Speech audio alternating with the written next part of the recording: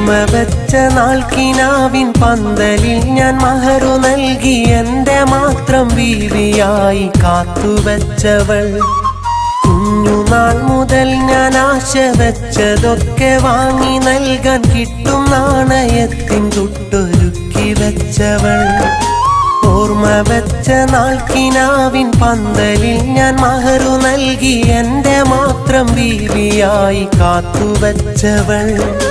കുഞ്ഞുനാൾ മുതൽ ഞാൻ ആശ വെച്ചതൊക്കെ വാങ്ങി നൽകാൻ കിട്ടും നാണയത്തിൻ തുട്ടൊരുക്കി വെച്ചവൾ.